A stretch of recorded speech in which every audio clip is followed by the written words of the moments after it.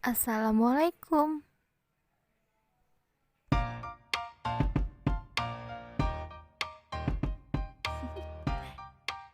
Do you wanna know? Sebelum memasuki pembahasan mengenai penghitungan dan pengaplikasian metode interval tampak setara dalam menghitung nilai skalanya, ada baiknya kita untuk mengetahui terlebih dahulu apa sih itu metode interval tampak setara. Interval tampak setara sendiri sering juga disebut sebagai equal appearing interval. Nah, ini adalah sebuah metode penskalaan dalam pengukuran konstruk psikologi dengan pendekatan stimulus. Maksud pendekatan stimulus di sini adalah menggunakan item pernyataan kalimat yang diperkenalkan oleh Louis Leon Thurston di tahun 1928. Banyak ahli yang mengatakan bahwa metode interval tampak setara ini adalah metode pertama yang ada untuk pengukuran sikap.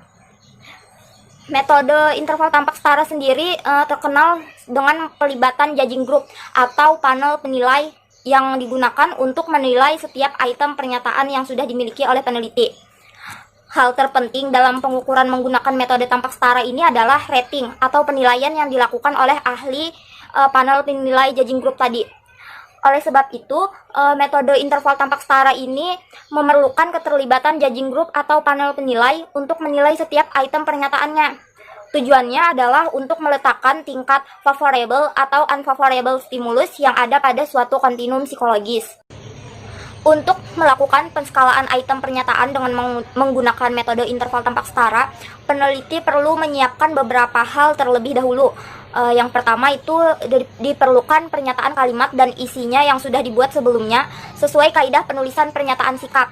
Jadi, peneliti perlu menyiapkan terlebih dahulu item pernyataan sikap yang sudah memenuhi 14 kriteria penulisan pernyataan sikap yang sudah kita pelajari sebelumnya di mata kuliah yang lain. Kemudian yang kedua, peneliti setelah menyiapkan item pernyataan yang sudah terbukti memenuhi kaidah, peneliti perlu menetapkan sekelompok orang untuk menjadi judging group atau panel penilai. Panel penilai ini yang nantinya akan diberi tugas membaca setiap item pernyataan untuk menilai seberapa favorable atau unfavorable-nya isi pernyataan item dari si peneliti. Penilaian isi pernyataan tersebut disesuaikan dengan kontinum interval yang dalam metode interval tampak setara sendiri harus berjumlah ganjil. Jadi, contoh yang kelompok kami ambil itu adalah dengan menggunakan 11 interval.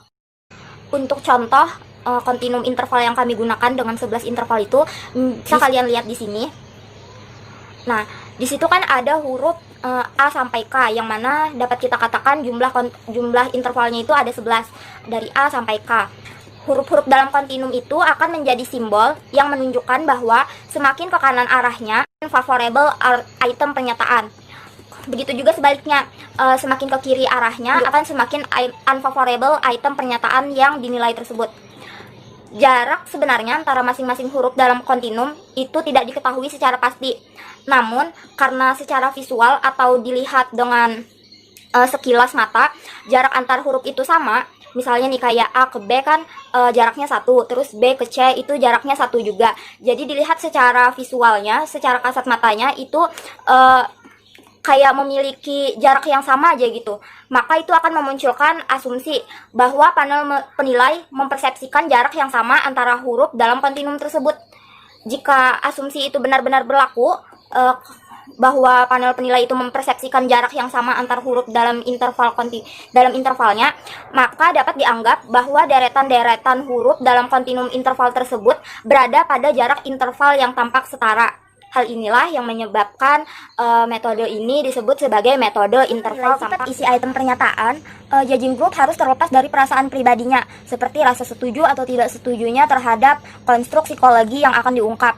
Nah, untuk memudahkan penilaian, item pernyataan perlu ditulis dengan jelas, bahkan jika perlu itu diketik pada kertas-kertas kecil yang setiap kertasnya itu hanya berisi satu pernyataan. Contoh kertasnya dapat dilihat di layar. Di situ ada dua kertas. Kertas pertama itu berisi item pertama, yaitu saya tidak merasa gugup saat presentasi, dan item kedua itu isinya adalah saya mampu menyelesaikan tugas dengan tepat waktu. Kertas-kertas yang berisi kalimat pernyataan seperti contoh tersebut kemudian diberikan kepada setiap anggota kelompok judging group secara bergantian untuk dinilai seberapa tinggi atau rendahnya derajat favorable dan unfavorable item pernyataan tersebut. Kemudian judging group dapat memberikan nilai dengan mengisi salah satu huruf yang ada pada kontinum yang sudah disajikan. Jadi misalnya anggota kelompok judging group itu merasa bahwa item pernyataan tersebut unfavorable terhadap suatu konstruksi psikologi yang berusaha diungkap, maka anggota judging group dapat memasukkan kertas item pernyataan tersebut ke dalam kotak interval antara A sampai F.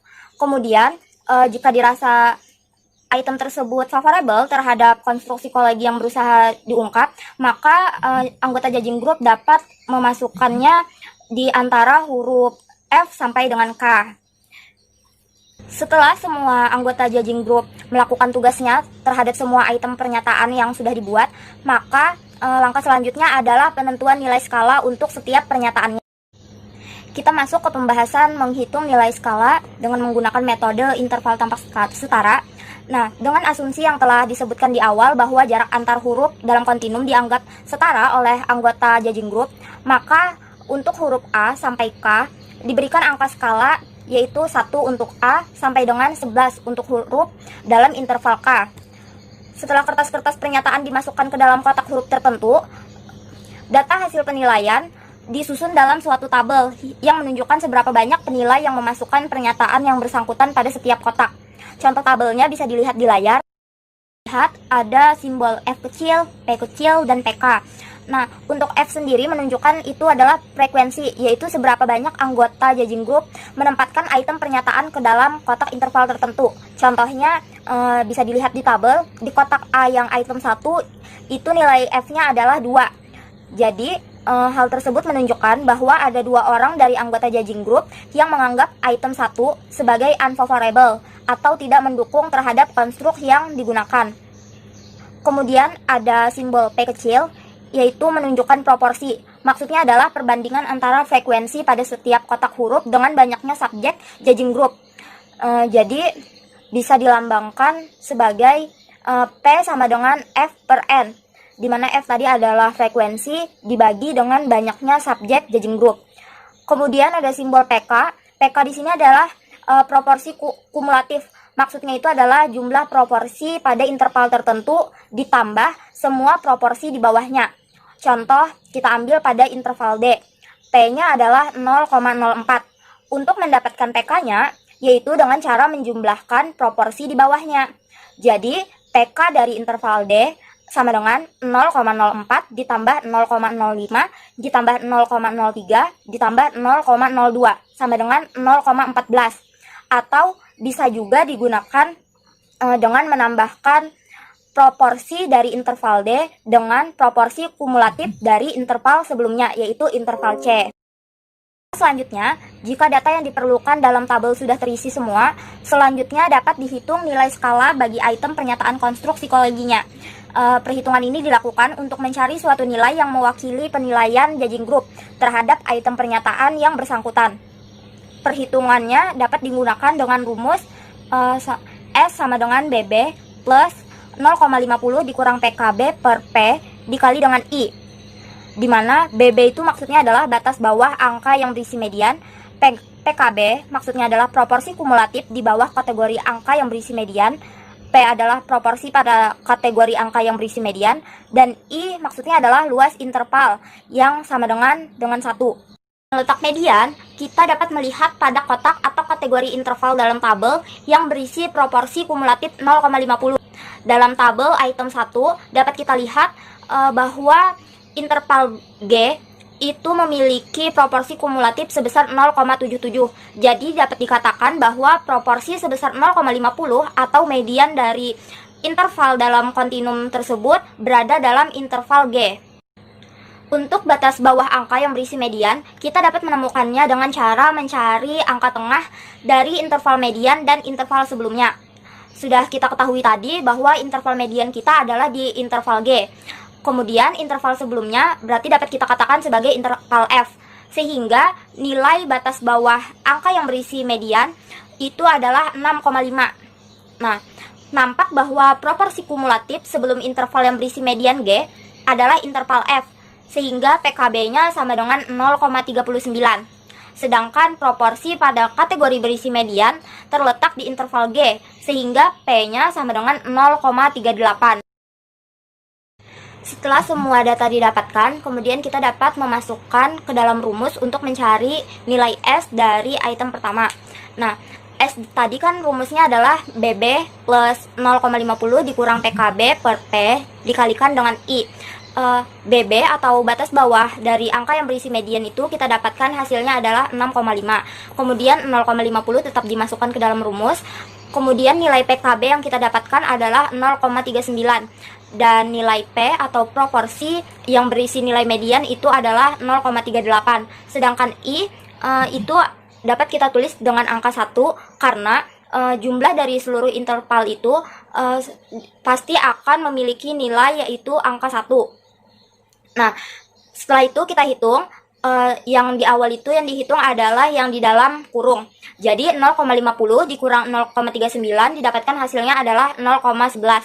Kemudian kita bagi lagi dengan 0,38 didapatkan hasilnya adalah minus 0,53. Kemudian 0,53 dijumlahkan dengan nilai BB yaitu 6,5.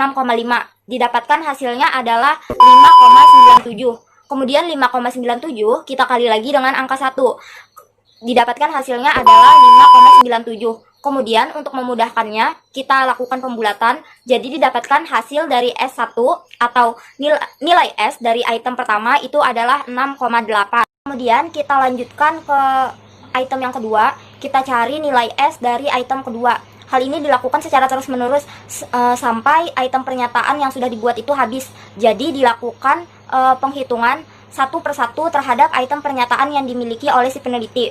Nah, kita masukkan lagi data dari item yang kedua, di mana BB yang didapatkan dari item kedua ini adalah nilainya 4,5. Kemudian PKB-nya adalah 0,20 dan P atau proporsi yang berisi nilai median itu adalah 0,54. Jadi bisa kita hitung dulu yang di dalam kurung tadi, 0,50 dikurang 0,20 itu hasilnya adalah 0,30. Kemudian 0,30 kita bagi dengan 0,54 mendapatkan hasil 0,55. Kemudian kita jumlahkan dengan nilai BB atau batas bawahnya yaitu 4,5. 0,55 ditambah 4,5 didapatkan hasil adalah 5,05. Kemudian 5,05 ini dikalikan dengan nilai I atau 1. Hasilnya tetap yaitu 5,05. Supaya memudahkan kita bulatkan menjadi 5,1. Nah, karena nilai S dari kedua item sudah kita temukan, nilai S ini dapat kita ibaratkan sebagai titik letak item pernyataan pada kontinum yang sudah ditetapkan sebelumnya.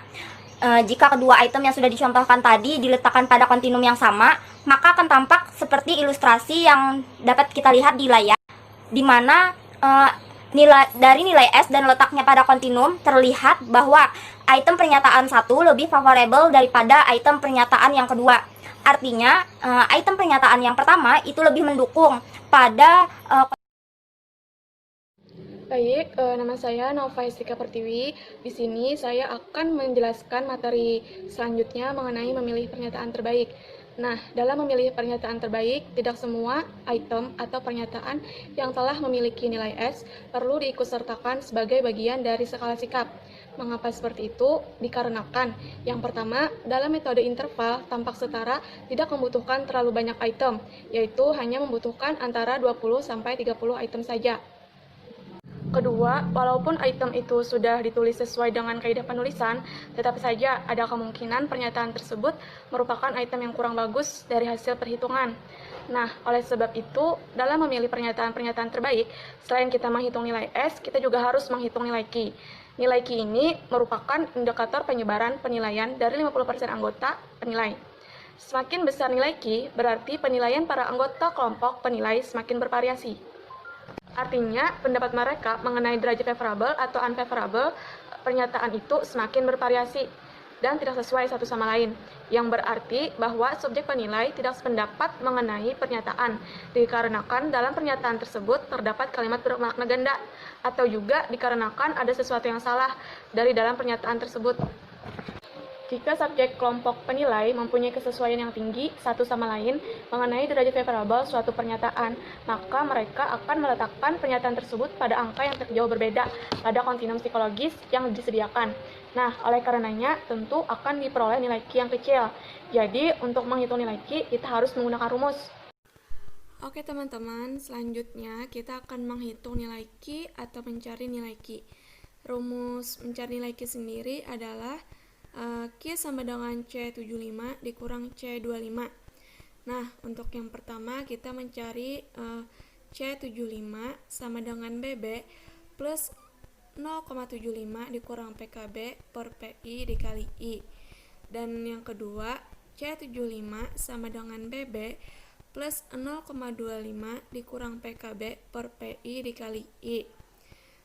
Jika kita perhatikan sebelumnya, rumus C75 dan C25 ini pada dasarnya sama dengan rumus S, kecuali pada angka 0,50 yang sekarang diganti dengan angka 0,75 dan angka 0,25. Sedangkan simbol-simbol yang lain tetap sama.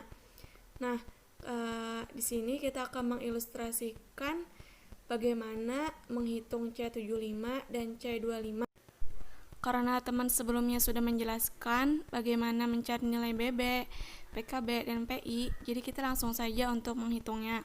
Yang pertama, C75 sama dengan BB, BB-nya adalah 6,5 plus 0,75 dikurang PKB, PKB-nya 0,39 per PI, PI-nya adalah 0,38 dikali I, I-nya adalah 1 sama dengan 74.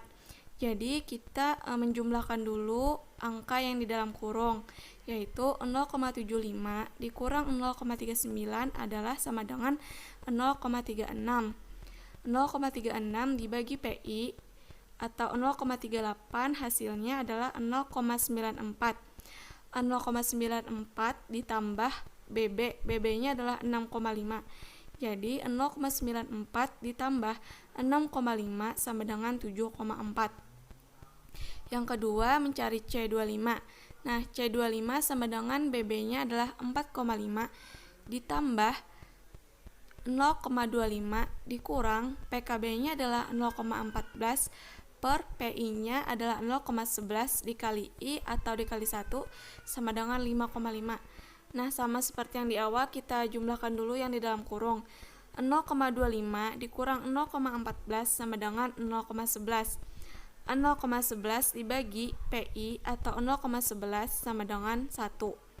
Kemudian 1 ditambah BB atau 4,5 sama dengan 5,5. Jadi, sehingga nilai Q untuk pernyataan nomor 1 adalah Q1 sama dengan 7,4 dikurang 5,5 sama dengan 1,9. Nah, untuk menghitung Q2 caranya sama dengan Q1. Di sini diperoleh nilai C75-nya sama dengan 5,6 dan nilai C25-nya sama dengan 4,6. Untuk contoh pernyataan nomor 2, sehingga nilai Q-nya adalah Q2 sama dengan 5,6 dikurang 4,6 sama dengan 1,0. Jadi dapat kita simpulkan bahwa dari hasil perhitungan nilai-nilai Q tadi terlihat bahwa para anggota kelompok penilai lebih sepakat penilaiannya terhadap pernyataan nomor 2 dibandingkan pernyataan nomor 1, karena pernyataan nomor 1 lebih bervariasi dan menyebar. Sebagaimana yang saya jelaskan di awal tadi, semakin besar nilai Q, maka penilaian dari anggota kelompok penilai semakin bervariasi, yang artinya kelompok penilai tidak sependapat mengenai favorable dan unfavorable-nya. Setelah semua pernyataan memiliki nilai S dan nilai Q, kita sudah siap untuk memilih pernyataan yang diinginkan. Kriteria item yang baik adalah pernyataan yang mempunyai nilai-nilai yang kecil. Kali ini saya akan melanjutkan materi, yaitu memberikan skor jawaban. Pernyataan-pernyataan yang telah diseleksi berdasarkan nilai S dan Q, kemudian diberi nomor urutan baru, lalu disusun menjadi suatu bentuk skala sikap. Nah, masing-masing skala sikap ini bisa terdiri dari 20-30 pernyataan. Sebagai contoh menghitung skor sikap, yaitu dari 25 pernyataan yang telah disajikan, misalnya Bayu menyatakan setuju pada pernyataan nomor 4, 6, 7, 9, 11, 12, 14, 18, dan 19. Untuk menghitung skor Bayu dari ke-9 pernyataan tersebut, Misalkan nilai dari skalanya itu ialah 4,3, 8,5, 6,7, 7,4, 9,1, 7,0, 6,8, 7,7, dan 5,4. Untuk memudahkannya, maka kita urutkan nilai skala tersebut dari yang terkecil sampai yang ke terbesar. Nah, ketika sudah urut, maka kita mudah untuk mencari nilai median. Dari ke-9 nilai tersebut, maka nilai mediannya adalah 7,0, yang artinya skor si Bayu pada skala sikap yaitu 7. Jika pernyataan yang disetujui oleh responden, misal pada nilai skala yang sama, yaitu Ayu hanya menyetujui pada pernyataan nomor 7, 11, 12, dan 18. Kemudian diperoleh susunan nilai skalanya yaitu 6,7, 7,0, 7,7, dan 9,1. Nah, cara menghitungnya yaitu dengan diambil dua nilai yang berada di tengah-tengah, kemudian kedua nilai tersebut dijumlahkan lalu dibagi dua, yaitu 7,0 ditambah 7,7 dibagi 2, hasilnya adalah 7,35. Nah, ini ialah median yang didapat dan merupakan skor sikap Ayu. Cara lain guna menentukan skor sikap individu adalah dengan menghitung mean, yaitu dengan rumus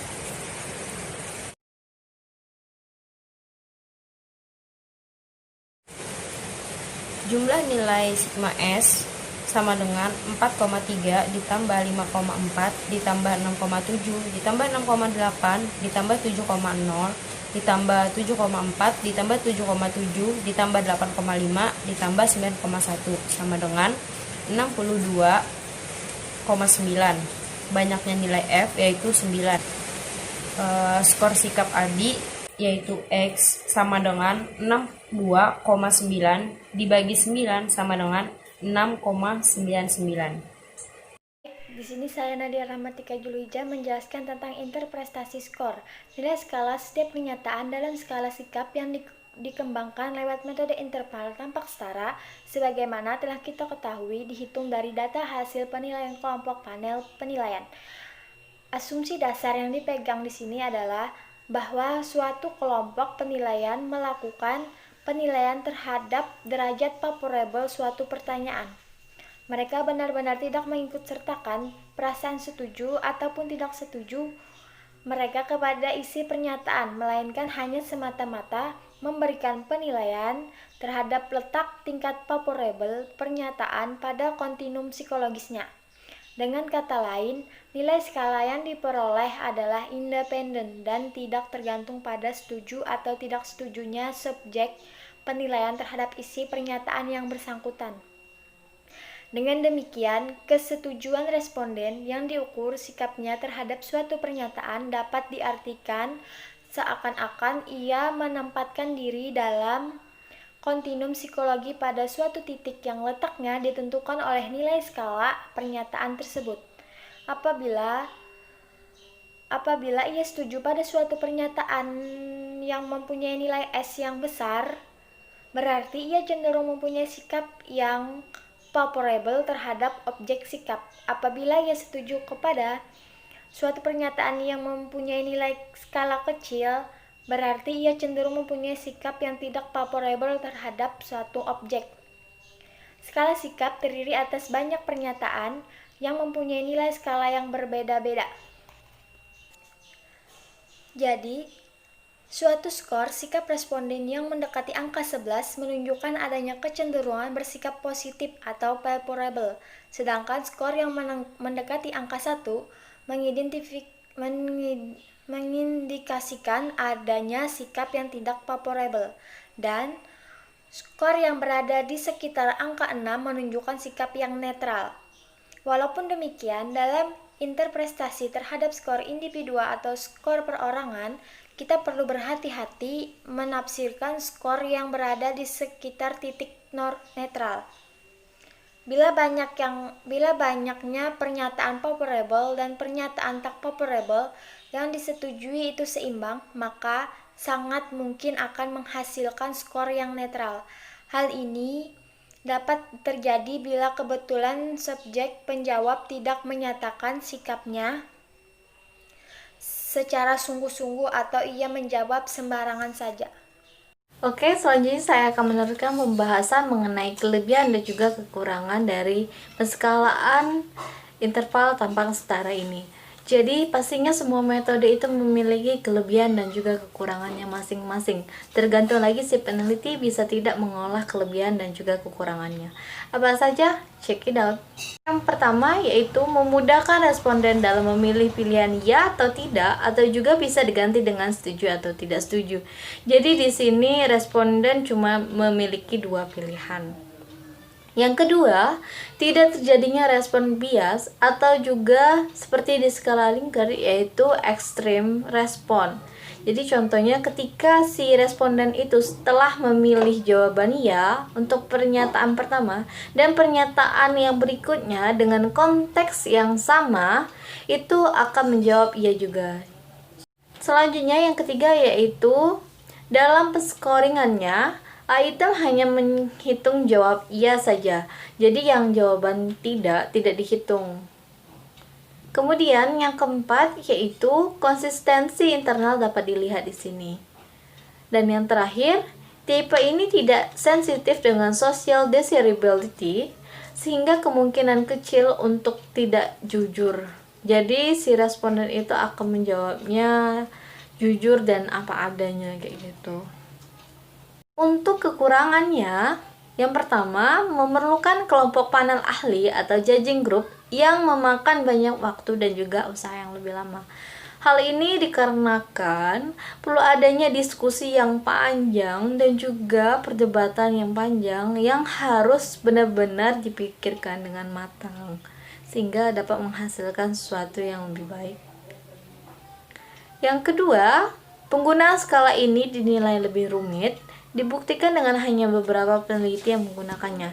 Tetapi hal ini tidak menutup kemungkinan bahwa Anda sebagai peneliti yang di kemudian hari dapat menggunakan skala ini dengan mentranslatekan beberapa referensi dari bahasa asing. Kemudian, beberapa item dapat overload. Yang keempat, dipengaruhi oleh karakteristik judgment. Atau kata lainnya adanya subjektivitas. Dan yang terakhir, memberikan batasan minimal pada perilaku respon. Jadi itu dia tadi kelebihan dan kekurangan, dan itu dia tadi pemaparan materi dari kelompok 5. Kurang dan lebihnya kami mohon maaf. Terima kasih. Wassalamualaikum warahmatullahi wabarakatuh.